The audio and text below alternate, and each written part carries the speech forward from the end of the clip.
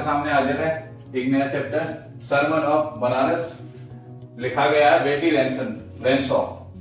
इसमें गौतम बुद्ध के जीवन के बारे में बताया गया। आपने शायद सुना होगा गौतम बुद्ध के बारे में। इस चैप्टर में बहुत ही लिमिटेड बताया गया। वैसे तो इनके बारे में बताने को बहुत सारी कहानियां हैं, बहुत सारी डिटेल है, बट इस चैप्टर में जितना बताया गया हम केवल उसी पे कंसंट्रेट करेंगे। तो चैप्टर में कहानी क्या बताई गई है कि गौतम बुद्ध का जन्म कहाँ हुआ था? नॉर्थ इंडिया में हुआ था और इनको 12 साल की उम्र में भेजा गया था हिंदू ग्रंथों की स्टडी के लिए। और इनका बचपन का नाम सिद्धार्थ था और इन्हें राजकुमार के नाम से जाना जाता था। अब जब ये हिंदू धर्म ग्रंथों का स्टडी करके लौट के आए तब इनका 16 से 17 साल की उम्र के बीच में इनका विवाह हुआ यशोधरा के साथ। अब विवाह होने के बाद क्या था कि एक दिन ये अपने सारथी चन्ना के साथ घूमने के लिए निकल गए। इनका जीवन उससे पहले बहुत अच्छा चल रहा था, इनको जीवन में कोई समस्या नहीं थी, बहुत ही सुख और शान की जिंदगी के साथ एक राजा के परिवार में पले व्यक्ति की तरह बहुत अच्छे तरीके से राजकुमार का जीवन जी रहे थे। इसके बाद क्या हुआ कि एक दिन इनके अंदर कुछ घूमने की लालसा उठी और इन्होंने अपने साथी चन्ना से कहा कि वो घूमना जाना चाहते हैं बाहर। अब जब घूमने जाने के लिए जब निकले तो इन्होंने रास्ते में मेनली 4 लोगों को देखा, 4 चीजें देखी। पहली ओल्ड मैन देखा इन्होंने एक रास्ते में और उसके बारे में पूछा कि भाई ये ओल्ड मैन कौन है, ये क्या होता है, क्योंकि ये राजमहल में रहते थे, इनको चीजें पता ही नहीं थी कि क्या चल रहा है। इसके बाद थोड़े समय के बाद थोड़ा आगे बढ़े तो इन्होंने देखा एक बीमार व्यक्ति को देखा। बीमार आदमी क्या होता है ये भी उनको नॉलेज नहीं थी, उसके बारे में पता नहीं था। फिर उन्होंने देखा कि एक शव यात्रा निकल रही थी, तब उन्होंने देखा कि ये मृत्यु क्या होती है, सारथी से पूछा। और उसके बाद उन्होंने देखा भिखारी को भीख मांगते हुए देखा। ये 4 चीजें जब उन्होंने देखी उसके बाद से एकदम मन में एक अलग तरह की एक जिज्ञासा और एक निराशा आई कि ये सब चीजें संसार में इतनी सारी चीजें हो रही हैं, इसके बारे में मुझे पता ही नहीं था। तब इन्होंने डिसीजन लिया कि मैं इन सारी चीजों के आंसर ढूंढूंगा। और आंसर ढूंढने के लिए क्या किया, फिर इन्होंने एक अपने आप को ज्ञान की प्राप्ति के लिए की खोज में निकल पड़े। और ज्ञान की प्राप्ति के लिए जब ये निकले तो इन्होंने बहुत जगह पर सब लोगों की शरण में गए, लोगों से पूछा इसके बारे में। तो काफी समय तक ये घूमते रहे, इनको कुछ भी प्राप्त नहीं हुआ। फिर अंत में इन्होंने निर्णय लिया कि ये जो है पीपल के पेड़ के नीचे, पीपल ट्री, इसके नीचे बैठ गए थे तपस्या करने। और वैसे इनको ये सब चीजें करते करते ज्ञान की खोज में घूमते घूमते 7 साल बीत गए थे।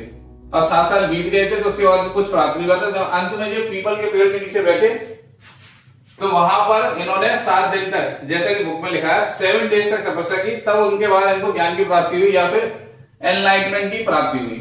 अब जो एनलाइटमेंट की प्राप्ति हुई तो इसके बाद क्या है कि इन्होंने अपना पहला सरमन यानी कि उपदेश बनारस शहर में उसके गंगा नदी के किनारे दिया।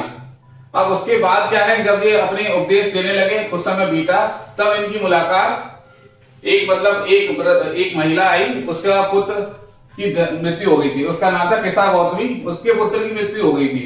उसने सब जगह ट्राई कर लिया, सब जगह जा जाके बात करी, लोगों से दवा की बात करी कि कोई उनके पुत्र को जीवित कर दे। फिर लोगों ने उस महिला को किसा गौतमी को सलाह दी कि आप जो है गौतम बुद्ध के पास जाइए।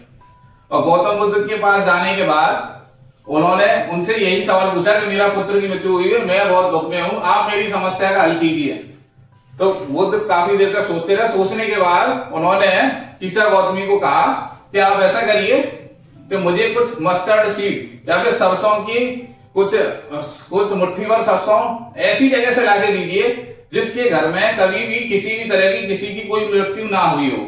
ये बात सुन के किसा गौतमी के मन में एक उम्मीद की किरण जागी।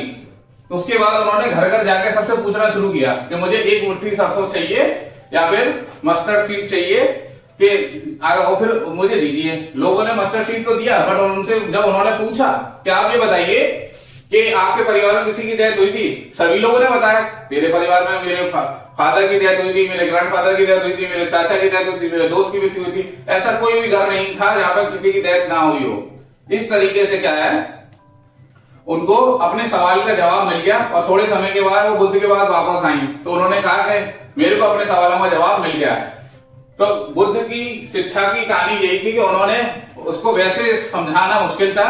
जब उस किसा गौतमी को उन्होंने ध्यान से सारी जगह जाकर देखा तो उन्हें पता चला कि मृत्यु जीवन का परम सत्य है। अगर कोई व्यक्ति पैदा हुआ है तो उसकी मृत्यु होनी ही होनी है। इस बात को समझने में किसा गौतमी को काफी समय लगा।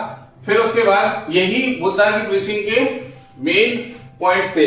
अब इसके बारे में क्या कुछ क्वेश्चन पूछे जाते हैं कि भाई उनको जो बुद्ध को ज्ञान की प्राप्ति हुई थी तो वो कौन से वृक्ष के नीचे थी? पीपल के पेड़ के नीचे। उस वृक्ष का नाम क्या लिखा गया कि ज्ञान का वृक्ष, बोधि ट्री उसका नाम रखा गया। और इसमें और भी क्वेश्चन पूछे जाते हैं कि भाई ये ज्ञान की खोज में कितनी उम्र में निकले थे? 29 साल की उम्र में ज्ञान की खोज में निकले थे। उसके बाद इन्होंने 2 गुरु की शरण ली थी। उसके बाद स्वयं को ही इन्होंने अपना गुरु बनाया और ज्ञान की प्राप्ति करी। अब इससे रिलेटेड क्वेश्चन कुछ पूछे जाते हैं। पहला क्वेश्चन ऐसा पूछा जाता है कि बुद्ध उस महिला से उन्होंने क्या पूछा था? ऐसी क्या बात पूछी थी कि जिससे उसको आंसर मिल गया? तो उन्होंने महिला से पूछा था कि आप क्या लाइए? मस्टर्ड सीड लेके आइए और ऐसे घर से लाइए जहां पे किसी की मृत्यु ना हुई हो। ये पहला क्वेश्चन पूछा जाता। तो हम जानेंगे सेकंड क्वेश्चन के बारे में कि बुद्ध ने अपना पहला धर्म उपदेश कहां दिया था। तो देखिए ये उपदेश के लिए वर्ड यूज करते हैं आपका सरमन। सरमन मतलब उपदेश देना।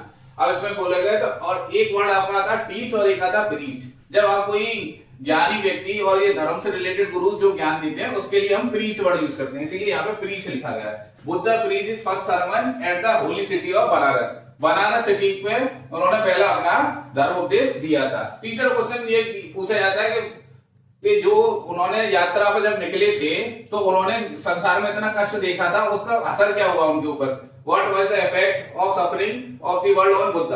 तो बुद्ध के ऊपर क्या असर हुआ था इन सबका? आपको मैंने अभी कहानी में सुनाया कि उनको क्या है कि तुरंत ही ये लगा संसार पूरा दुख में है और इसके लिए उन्होंने आंसर ढूंढने के लिए क्या किया कि अपना रिनाउंस मतलब त्याग दिया, किंगडम मतलब राज्य त्याग दिया और किसकी खोज में निकल चुके? एनलाइटमेंट, ज्ञान की खोज में निकल चुके। और ये सब प्राप्त करने में उन्हें क्या है 7 साल का वक्त लगा था। अब इसके बाद क्वेश्चन पूछा जाता है basic idea of Buddhas preaching. ये मैंने अभी आपको स्टोरी में बताया कि बेसिक आइडिया प्रीचिंग का क्या था कि डेथ जो है जीवन का अल्टीमेट ट्रुथ है, इसको हमें स्वीकार करना चाहिए और एक ना एक दिन हर किसी को मरना है, इसको हमें स्वीकार करना चाहिए। और one should not grieve over death, और मृत्यु के ऊपर इतना ज्यादा शोक नहीं करना चाहिए। ये सबसे अहम बात थी और इसी से रिलेटेड ये क्वेश्चन है। अब इसके बारे में ये आपसे ऑब्जेक्टिव क्वेश्चन भी पूछ लिया जाता है कि बुद्ध का दूसरा नाम क्या बोलते हैं? इनको शाक्यमुनि कहा जाता है। इनको एनलाइटमेंट की प्राप्ति कब हुई थी? इस तरीके से शॉर्ट क्वेश्चन भी पूछे जाते हैं। प्राप्ति कहां हुई थी? People train. इस तरीके से कई सारे क्वेश्चन पूछे जा सकते हैं। मैंने लगभग आपके सारे क्वेश्चनों का आंसर दे दिया। थैंक यू और चैनल को सब्सक्राइब करें, आगे बढ़ाएं। धन्यवाद।